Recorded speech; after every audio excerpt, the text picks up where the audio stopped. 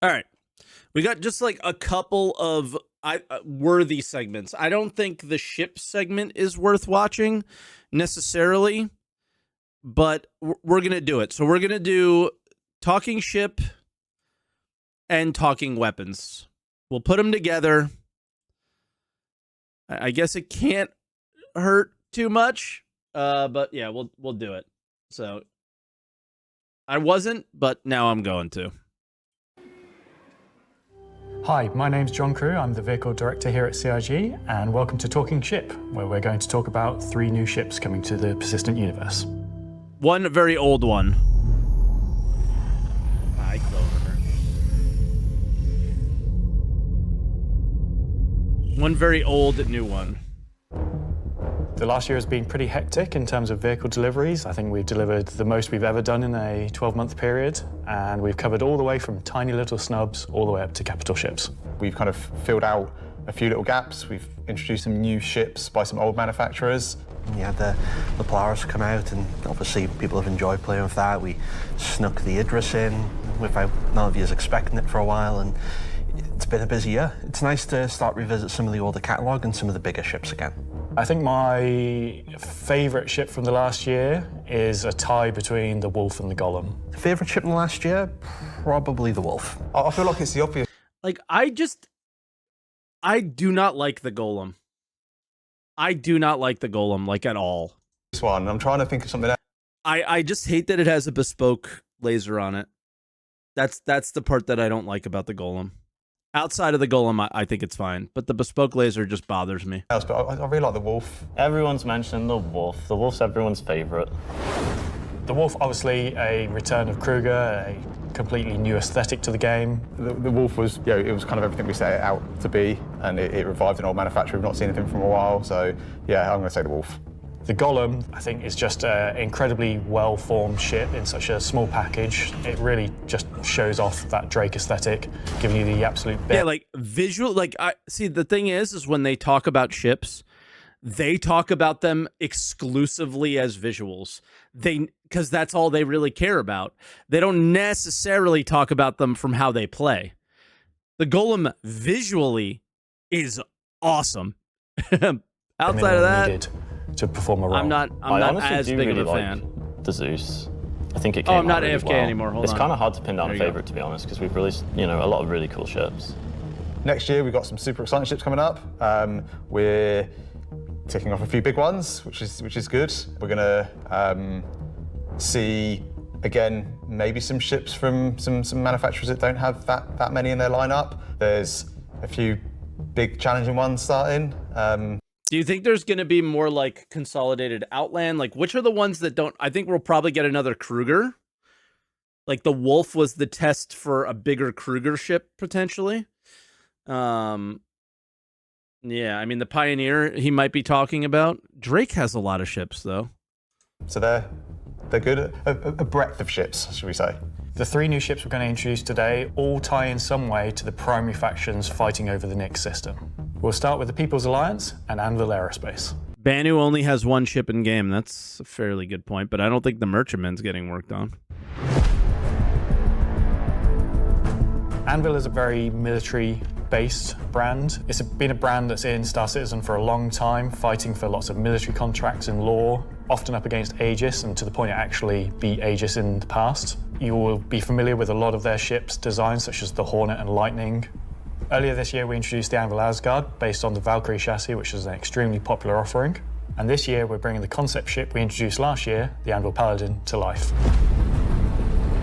The Paladin is a gunship from Anvil Aerospace, designed to support ground operations. A gunship is a ship that's designed to stay in a sustained firefight while dealing a lot of damage, also taking damage. Okay, so we talked about this. So I finally flew it, and we looked at the stats, and the Anvil Paladin has less health than the Connie. But how it was explained to me is that there's, and I never knew this really, is that there's critical health points on ships, and then there are not critical health points on ships. And the Connie has more critical health locations than the Paladin does. So you have to do more damage to the Paladin in like certain spots than the Connie, or it's the opposite. Whatever it is that technically the Paladin might have more survivability. And it also has in one turret the amount of shots that the pilot has. But yeah, this isn't slave to the pilot, just those guns on the outside are. I like the Paladin, but Have a lot of gunships in the game.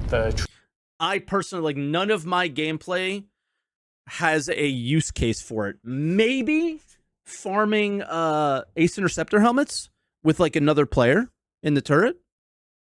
Sure. Dedicated gunships. They are quite a tricky archetype to control in game without being too powerful. Yeah, again, it's like a better, like what BB says, like a better Redeemer now. And like the Redeemer is just kind of not that great anymore. And I really liked the Redeemer for like taking turrets out and stuff. And not so much anymore. I don't know. It's designed with a lot of firepower and high armor and health. Redeemer's a lot more maneuverable though, but in the situations that you're in, how effective is maneuverability? Huggies, thank you. I got to mute it though. He said he'll use the Paladin to deliver 4 SCU boxes. Yeah, you can't though. It does need better shields. Yeah, the stock shields are not great, right? But if you could put better shields on it, then you have better shields. By having better shields, do you mean it needs more shields? Because like we know the direction the game is going in, where you can only ever have 2 shields active at any given time. This one has 3. Both the Connie and this have 3 shields apparently. The Redeemer has like 7 or 6 shields. So then all of a sudden the Redeemer is like shield tanked. And then this will be armor tanked, perhaps. So it's a bit weird at the moment. So yeah, I think maybe we need engineering to come out to truly find out what these are for. But I wanted this to be kind of my Hathor running ship, where it's like, all right, drop crew on the ground, like maybe 4 to 5 guys. They handle the cards and the alignment blades and all that stuff. And then when the battery comes out, you put the battery in this. You can't fit the battery in this. So for me, it's like maybe I would use it for Ace Interceptor helmets, but then I don't know what other use case I would use it for. So let me know what you guys would use the Paladin for, because none of the gameplay I would do currently, this outclasses anything that I would use. I don't know. But very low maneuverability. Bunker running, maybe? It's multi-crew. It's just built purely for battle. It's got lots of armor, lots of guns. Lots of armor. Do you think that the health points currently don't represent what it would have post-engineering based off of that statement? Maybe? Big guns. It's got a very similar squat kind of form to the Valkyrie. It kind of reminds me of, I guess, like a pit bull. Obviously a very menacing silhouette. It looks quite forward-weighted in its stance. It feels like it's coming towards you, even when it's just sat still. And I think that's something that helps with it feeling intimidating. If we swing round, following the ship round clockwise, what you'll then see is the first of the side turrets. And those are slave to the pilot. Notice the canopy, you'll see that there's a fairly thick space between where the glass is and the hull exterior. That's because it has deployable armor. Bro, this looks so cool. Which can come out when and flying. give you a little bit more cover while you're actually attacking the target head on. It's got these really nice kind of dual connected wings with the turrets out on the sides, just to try and give as much kind of range for those turrets as we can get. Which is controlled by one of the 2 remote stations underneath the bridge. If we come around to the rear, you'll...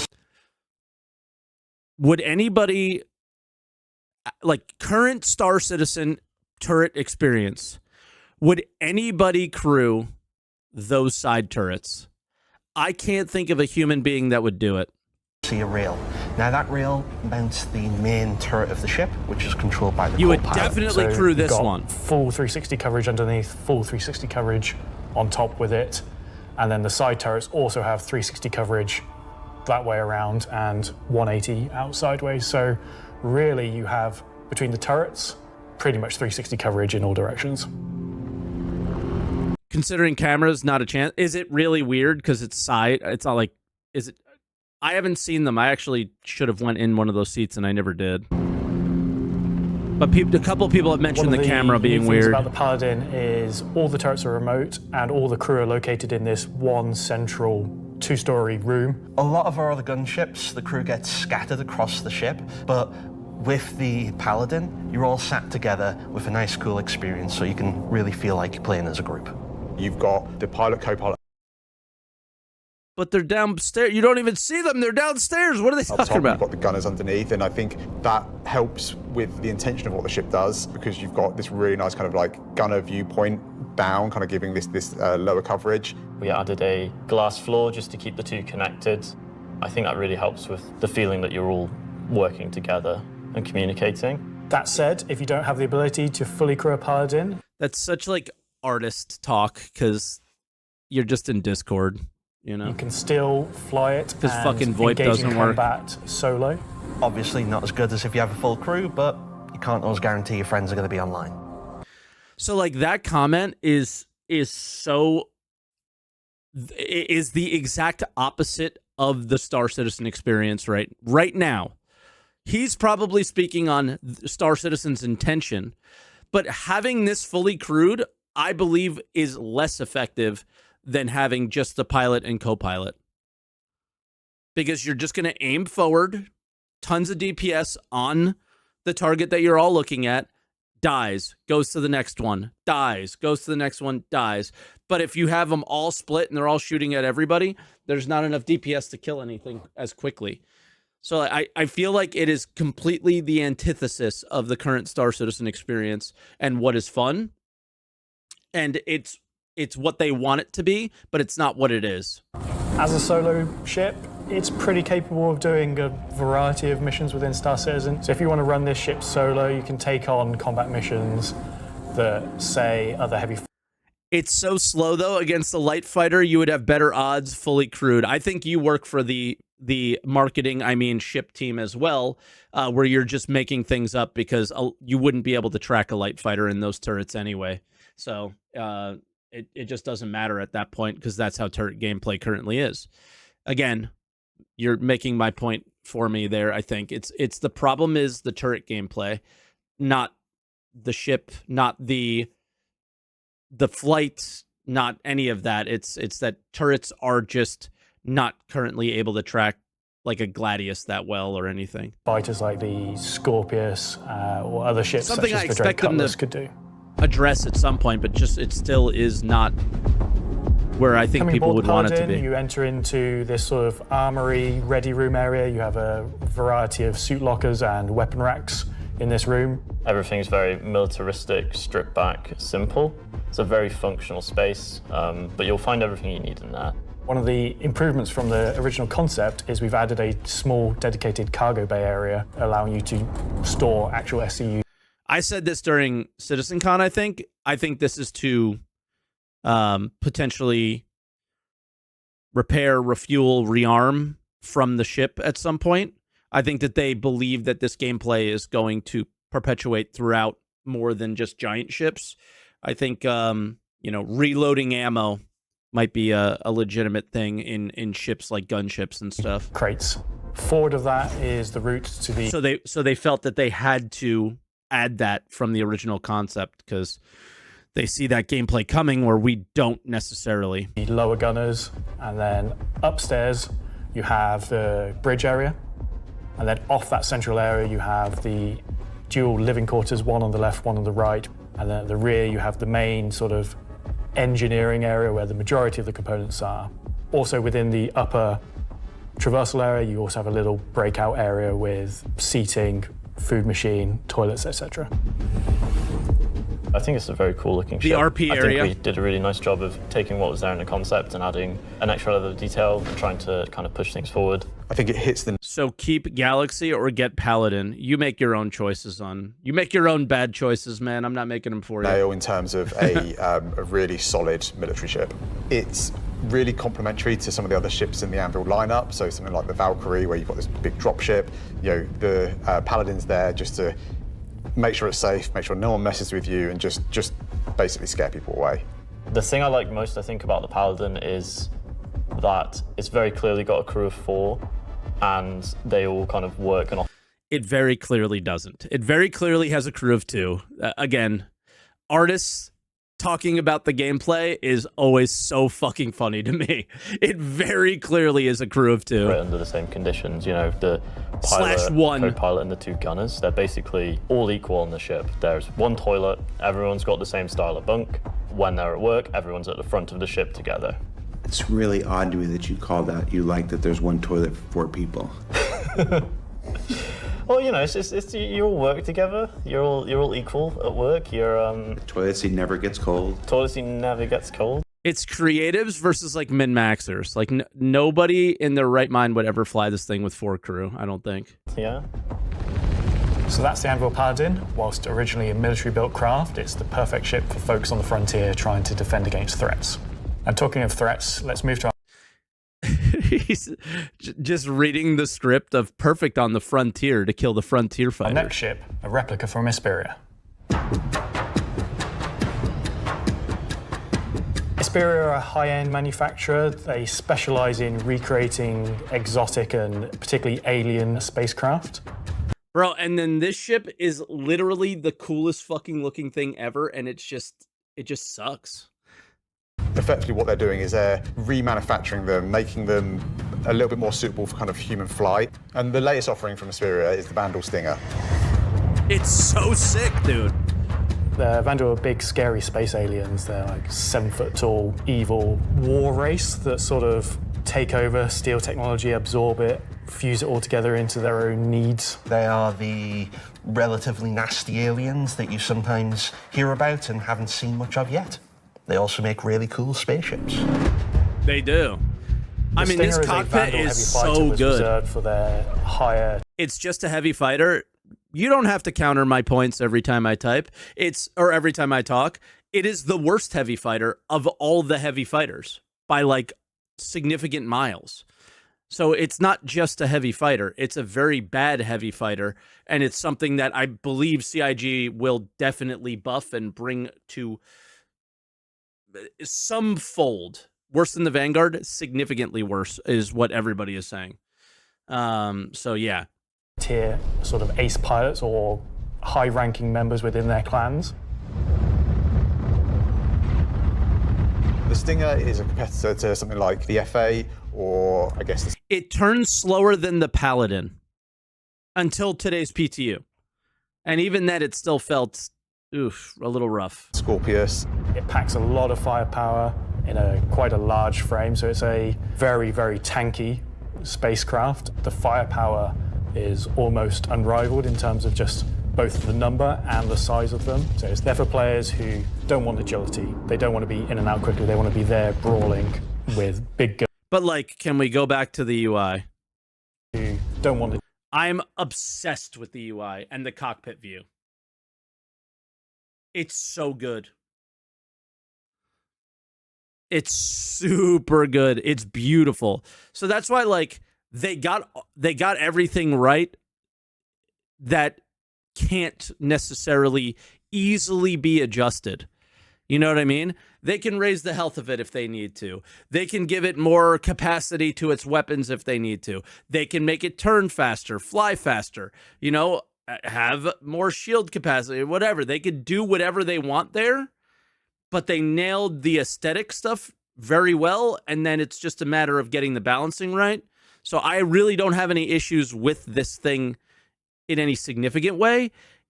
I just wish it was better because I think it's so cool. Agility. They don't want to be in and out quickly. They want to be there brawling with big guns and taking all the hits. One thing Hesperia have done Do Vandal ships have components you can strip? I'm not sure you can swap the guns differently now. with the Stinger is they have done away with the majority of the bespoke weapons. There you They heard go. everyone's He's saying it now. complaints about the glaive and blade and have stripped off the original Vandal weapons to allow customization for standard human weapons. So he said we heard everyone's complaints about the blade and the glaive. Would they be legitimate complaints if CIG spent more time on like balancing those weapons? I don't really have any issue with them having they're an alien race. They should have bespoke weapons.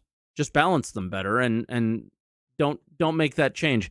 I don't necessarily like that they swapped these out, right? I know CIG is not good at balancing, but the blade's in a good spot, right? So I like the idea of it being the alien ship. I think it gives it that feel to it. I feel like if I've only used the alien weapons on this, but I feel like if I used human weapons on it, it wouldn't feel as alien, you know? The exception of the single size 5 gun. Because it was too well integrated into the whole. I thought the new blade, scythe, and glaive also didn't have a swap. I don't think so. I think the blades still... you can't swap them. You were able to swap them for like a minute in the PTU, but that was Even it, right? for Spirit to remove. All the additional weapons are generic mounts, so they can be swapped with any of the existing lineup that we have in the game. In-game By ones doing this, aren't the it new provides ones? greater flexibility to the end user, and this is something Xperia wanted for the civilian market. For that one bespoke weapon, the size 5 plasma I don't know. It's just my immersion preference. It's not necessarily like gameplay preference. cannon, functionally it is the same as the existing size 5 plasma cannons on the scythe and glaive, but it is a sort of Gen 2 model and wraps it in a different aesthetic compared to those models. You'll see they're very much older Vandal styling. This is much newer Yeah, Vandal that's styling, sick. but underneath it is the same weapon that people have used for years. Our job as the vehicle art team on the PU was to take the Stinger from the squadron team and Why didn't we get updated other Vandal ships? I don't know how much time it takes, man. Like, I know they're updated in Squadron, but you could see the tuning of this ship is completely fucked. Probably because you're supposed to be able to kill it fairly easily in Squadron, right? prepare it for life in the PU. We took an opportunity to take, this really well-established art style and, add extra details where needed. So the exterior is a real blend of these kind of hard surface, kind of rare alloyed kind of wings, and then underneath this real kind of organic structure that kind of webs all of the ship together. It connects the thrusters in, it connects all the kind of underside of the vehicle and pulls the whole ship together. You can tell it's very different from the Vandal ships that are currently in the PU. If you take, for example, the way the Like, you're supposed to be able to kill like 20 of these while they're all shooting at you because you're the hero of Squadron 42, you know? cockpits are constructed. Up at the front, we've got this big kind of bubble dome that gives the cockpit quite a unique shape compared to some of our other ships. And I think it's actually more of a Bomber Ares competitor, but they're just not saying it because they're absolutely ass at defining ships. What makes you think that, though? Like, I don't think it has so many guns. So it doesn't... It has a decent amount of missiles, but they're all size 2. It has just heavy fighter feel all across. It has no bombs. It has missiles. Yeah, and none of the guns are really big, so it can't be an area, because the Ares is a size 7, a singular size 7, obviously. I don't know. I just wonder what makes you think that. I didn't get that vibe at all. it also gives the pilot But we're wrong to think that like we should be able to dogfight with this thing, right? So there's that. Virgil said that in his review of it. It has size 4 and size 5 guns. Yeah, so does the how many size 4 guns are on the Super Hornet? I know it doesn't have the one size 5. a unique position within the ship and kind of gives great visibility out the front. Boarding the Stinger is How many size 4s are on the Shiv? a little unusual compared to other ships, obviously being alien in nature. You're going through a ramp at the rear, and it leads you kind of straight up into the belly of the ship. There's, lots of organic detail. Tunes closer to Ares is not meant for actual dogfighting and punches up. Yes, but do the weapons punch up? Rib cages. Enough. I don't kind know. of strange alien forms.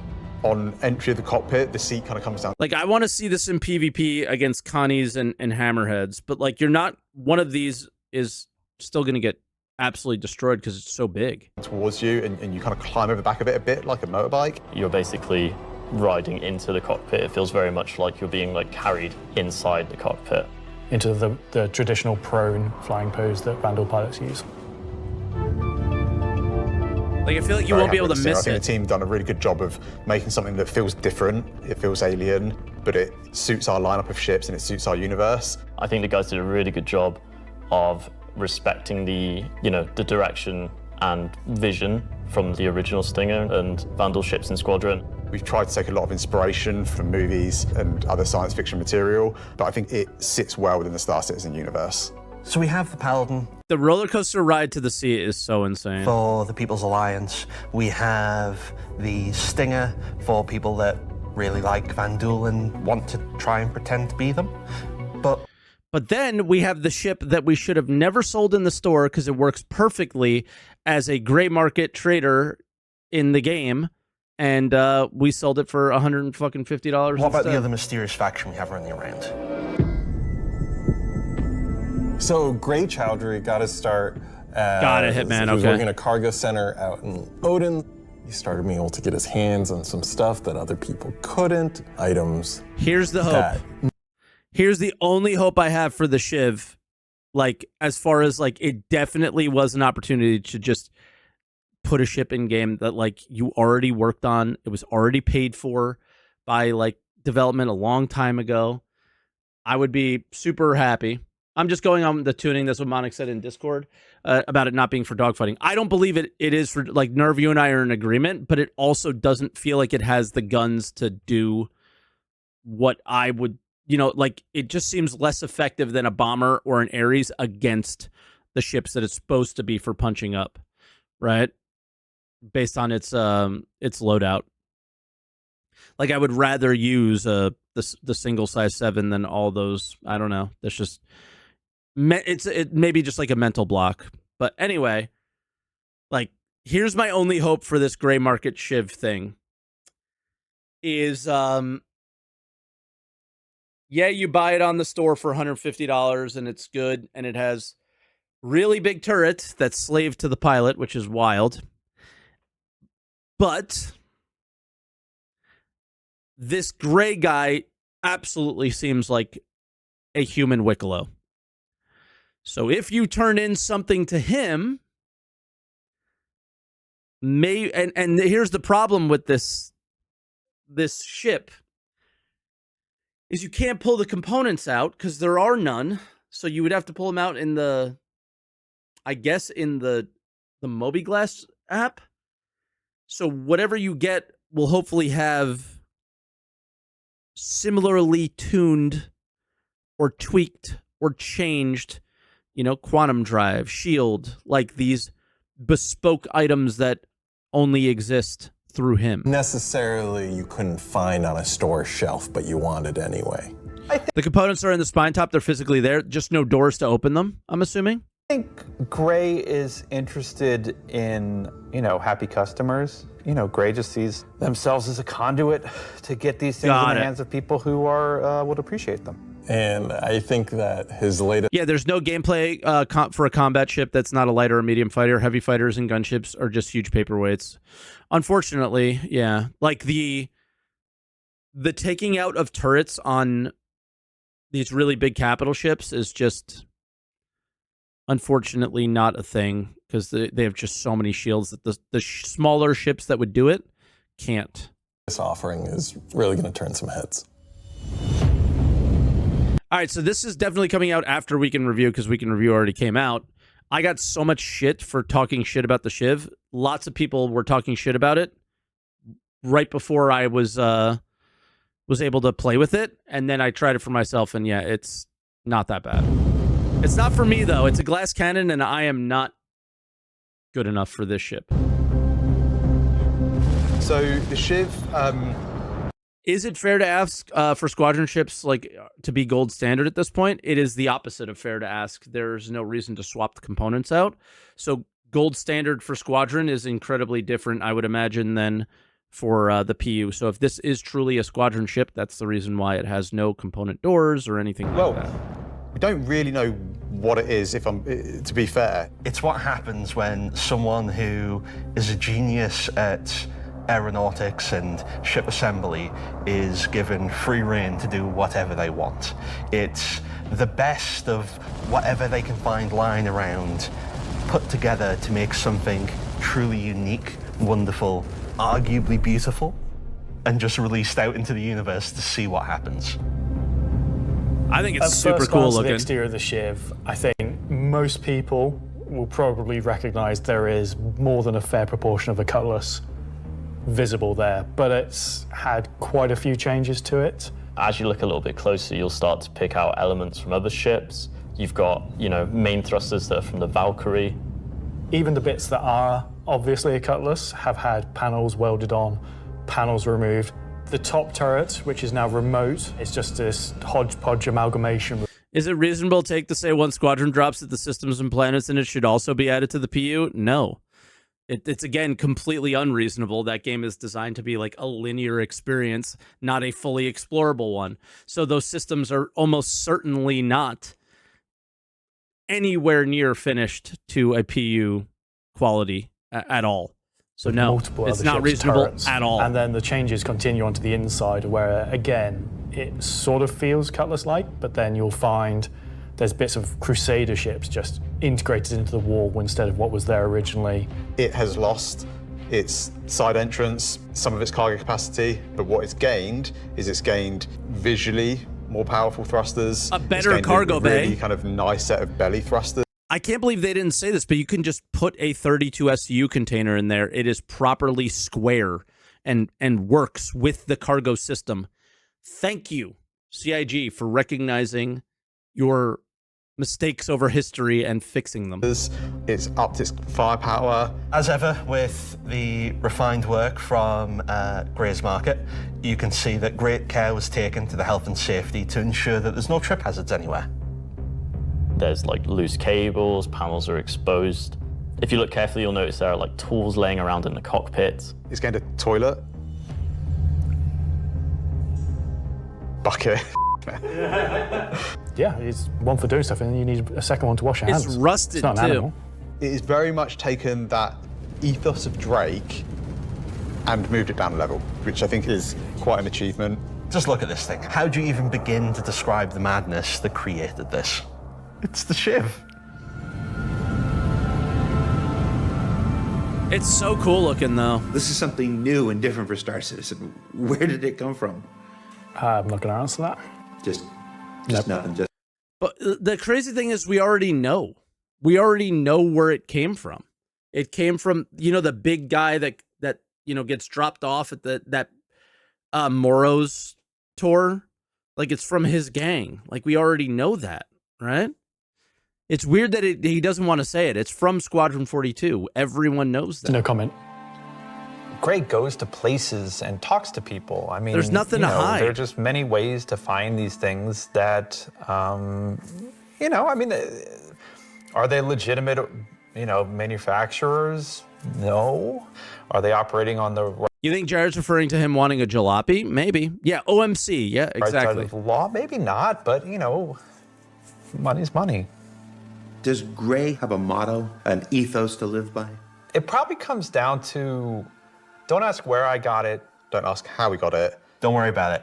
Just ask if you want it.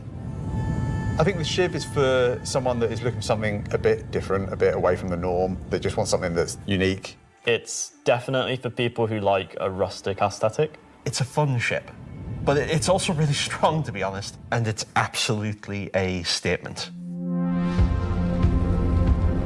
And a glass cannon. I'm happy with the 3 ship offerings. They are obviously very combat heavy. There's something we wouldn't normally release all at once, but honestly, all of them are a different statement, and they're all cool.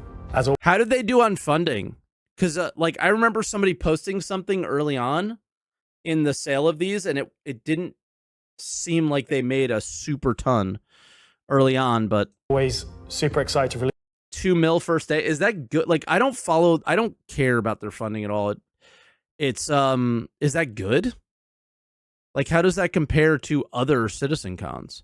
There was no big ship sale, right? These ships into the game and just see how players react and play with them. It's always fun to see the quirks and the shenanigans that people get up to with them. So that's talking ship for another year. All right, and this is what I actually wanted to get to. I'm glad I watched this, though. Talking about this. So I've just been informed that we have to do a bit of a timeshare agreement this year. So we have to throw it over to Alexei for Talking Weapons, which is an extremely original name. I think it really doesn't matter. They're already at over 100 million, right? So it's like whatever they do is going to be record breaking. IAE is going to be huge because all the ships that are being sold at it are massive. So Next big ship sales in like, what, a month and a half? With the, I'm talking about the Perseus? new edition that come out in October. The non-weapons are essentially the weapons that does not have a manufacturer, the weapons that you can think of that were made by space pirates. Gray sells whatever he can sell. Sometimes he gets so these come from Gray. That's where these weapons are supposed to come from. But we can buy them and get them in CZs and ASD facilities? his hands on some Currently? weapons that come from unknown origins. He will sell things that no company in their right mind would ever make. These are the most kind of like scrappy and taped together and the most kind of like pyro-ish weapons that you can think of. Right now we're releasing 3 new weapons. But they're not from Pyro, okay. Rocket launcher, the LMG, and the long-awaited Space AK. And then there was the shotgun that we saw at the beginning mission, right? I think this is the one that not only is the most in demand, but I've been... Or did I think the LMG was a shotgun? Maybe that was just the thing in my head I was... politely badgered about the most. It's a fun rifle that basically fires energy and ballistic in sequence. So your first shot will be your ballistic, should be a your shotgun. second shot will be the energy. You'll see on the top of the art, there is a bolt that cycles the rounds, and that goes off with the ballistic shot, but it does not go off with the energy shot. And that is just like a... Okay, I'm not sure how I feel about this gun yet. I've shot it quite a bit today. It takes a bit of getting used to, and I think its TTK is quite long. really fun way of But I love making a weapon work in kind of like a scrappy, glued together kind of aesthetic. I can't keep the pip on the head, like pip. I can't like aim at the head very well with it. It's got a lot of recoil, and I didn't have a like tweaker or anything on it. I don't think you can put it on it. I'm not sure yet, but stock, it was hard for me to control. The LMG, this thing is a really This was fun, easy to control. slow-firing, hard-hitting beast. It will bring the 50 cal. You could put a tweaker on it. All right, I feel like if I had a tweaker on it, that would change my opinion of it. But stock, it was... I found myself thinking I was headshotting, and I might have just been like in the neck or shoulder area because of the recoil a little bit. And the only other weapons that have this right now in the verse are the Bearing Sniper Rifle and the Coda. Honestly, if you even get hit by one, you just instant tier 1 injury, back to medical. That doesn't sound balanced, does it, Zach? I'm confused. Are you even trying anymore? You know what? We made all these really complicated, fancy guns, and some people just want, I want a slow-firing rifle. Give me a scrap-together box that fires the biggest thing you can possibly find. We don't have a rocket launcher of this caliber. It will be 3 grenades straight together that you pull This one's into just the goofy. tube and fire towards your enemies. The cool part about it, it will have an arming distance, so you will not be able to just point it towards an enemy. It's also going to have a lot of spread. So essentially, you're going to have to get very close with your launcher to be able to blow up ships with a single payload in it. You can't actually aim with the apparatus, because you've got the tube on your shoulder, and you try to aim it, you'd have to physically put the tube in your head. So we were like, oh. I'm so confused by that statement, because how many things have like an aiming apparatus that comes out over your head from it? Which was literally shown in the video. There it is. I found that comment to be so odd. I think a lot of people did. You try to aim it, you'd have to physically put the tube in your head. So we were like, oh, we can't have an aiming apparatus for this. And then we realized, like, it's in the spirit of being a tube that you can't use the aiming apparatus, and you just kind of like, all right, I think that's the middle of the screen, I'm gonna hit it. It's in the spirit of being a tube. Yeah, like when he said that, I would have been like, are you sure you want to keep that in? Does that make sense? Did you speak clearly? Do people understand what's going on? And then everybody go, yeah, no, let's retake that one. Are we gonna talk about binoculars? I love this idea. I want a rangefinder, and then you take the rangefinders off of all the scopes. Binoculars are really cool. We don't have anything like this in the verse, and I think it will be really. We do not have the I am very far away from somebody. They have no idea I'm here. How far are they? All right, let me adjust my scope. Fire. Bullet drop right on their head. Blood splatter. Nothing like that in like Daisy, games like that, Arma, right? There's just nothing like Convenient. It's such a satisfying experience. That's dedicated to look for the things, especially far away, instead of using your sniper scope, for example. Will the binoculars have glint? I'm not aware of this one. Probably not, because binoculars are not something that you need to be aware of. It's really funny because obviously, due to glint gate, as I beautifully internally call it, basically there was a lot of community feedback basically saying like, oh, I really like spotting people. I really like playing a spotter.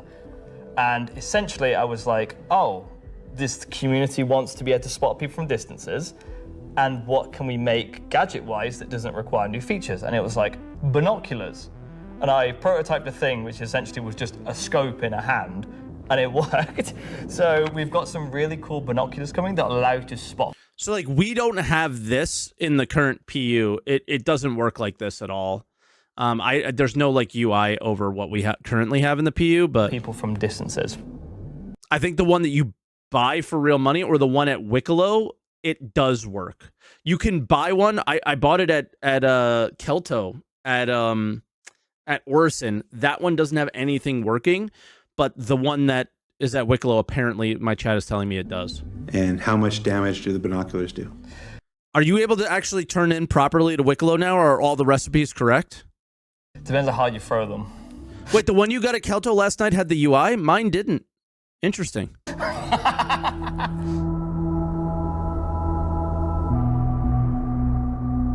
Thanks, Alexei and Zach. That's the end of this segment for this year. So that's talking ship and weapons, unless anyone else is going to come and tell me something else.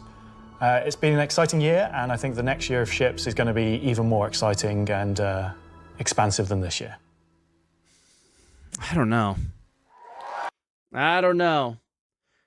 We'll see about that. I think everyone's saying he said expansive as an Easter egg for the Expanse.